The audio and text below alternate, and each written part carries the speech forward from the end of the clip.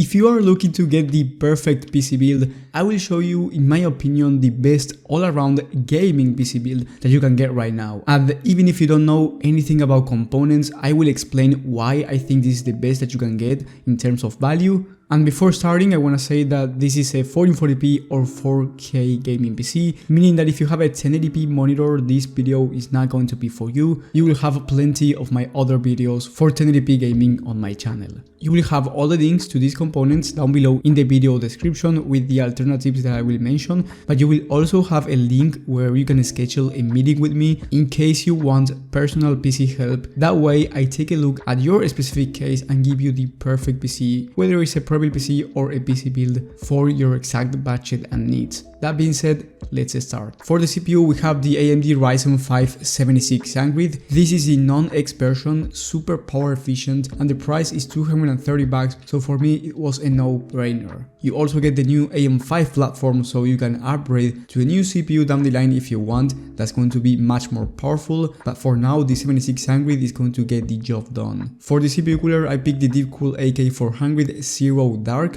The reason why I picked this is because the Ryzen 5 7600 doesn't need a really premium cooler. This CPU air cooler is going to be way more than enough. For the motherboard, I picked the Gigabyte B650M Aorus Elite AX Micro ATX motherboard. This is great for now, but also for the future, like I said before, because it's from the AM5 platform. Let's say down the line you want the Ryzen 9 7900X, which is one of the best CPUs that you can get from AMD. You can get it without any issues. You don't have to change the motherboard. The only thing that you would have to change is the CPU cooler. For the memory kit, I picked the Team Group T-Force Vulkan 32GB of RAM 2x16 of DDR5 at 5600 MHz. CL36 memory. This is really fast and is only going for $95 on Newegg. I made a whole video talking about 16GB against 32GB of RAM for gaming, and trust me, there's no difference. So if you want, you can go with 16GB instead and save up some money. But the thing here is that this is the best all-around gaming PC, meaning that if you want to do streaming, 32GB of RAM is ideal, and that's why I picked it. If you don't want to do any streaming, you just want to do gaming, and that's the only thing you want to do, then you can save up the money. For storage, I picked the P41 Plus 1TB of Gen 4 SSD, going for $50 on Amazon, really fast. And for gaming, this is all that you're going to need. Honestly, you don't need anything more than this. The only reason why you may want a better SSD is because maybe you need more storage. Let's say you download a bunch of games and you really need more than 1TB, then you can upgrade to 2TB from the same SSD, or you can do this down the line because on the motherboard you have two M.2 slots, meaning that you can actually put two separate SSDs. So in the future, if 1TB is not enough,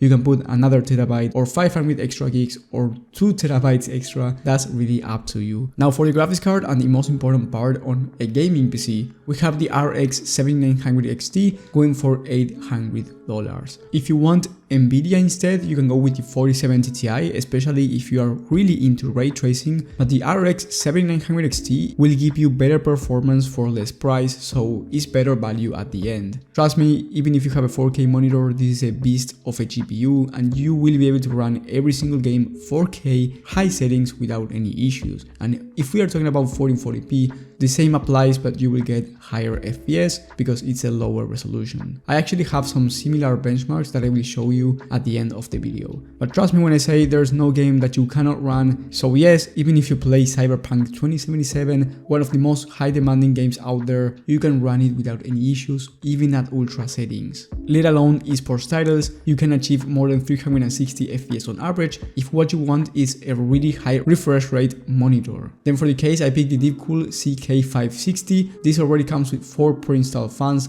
3 RGB fans on the front and 1 non-RGB fan for the exhaust one. This case has excellent airflow, and the fact that it already comes with 4 pre-installed fans make it much cheaper than the competition. And last but not least, the power supply, I picked the Corsair RM 750W 80+ coil power supply. This PC, like I said, is super efficient when it comes to power. That being said, you don't need more than 750 watts, and this power supply unit, the Corsair RME, is A-tier rated, meaning that it's the best quality out there, so you will have no issues with this PSU. The total price for this system is around $1,600, so it's not cheap, but I believe it's the best in terms of value for gaming.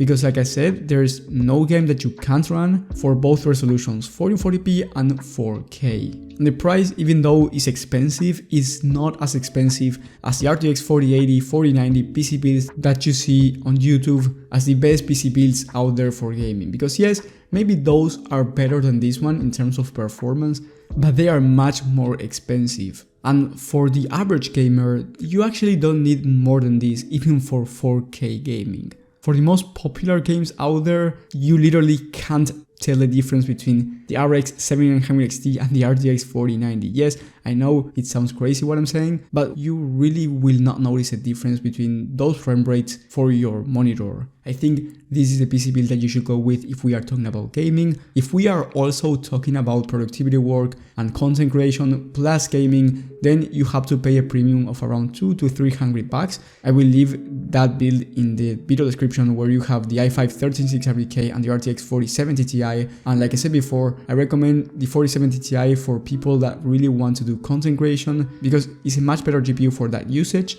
and it's also around the same price. You will also have the benchmarks for that all-around PC in the top right of the screen. It's literally the PC build that I have right now with the i5 13600K and the RTX 4070 Ti. So if you want to see the benchmarks in gaming, like I said, in the top right of the screen, you can watch them. And if you really want that personal PC help, because it's going to be better for you and you will end up saving a ton of money by not making mistakes with your gaming PC. Because yes, you can choose the components yourself, but if you don't have PC knowledge, you might end up overspending. And trust me, I've seen people overspend more than $500 on their gaming PCs. So if you want personal PC recommendation, I'm looking forward to being on a call with you. Thank you guys for watching, thank you for the support, and I will see you on the next one.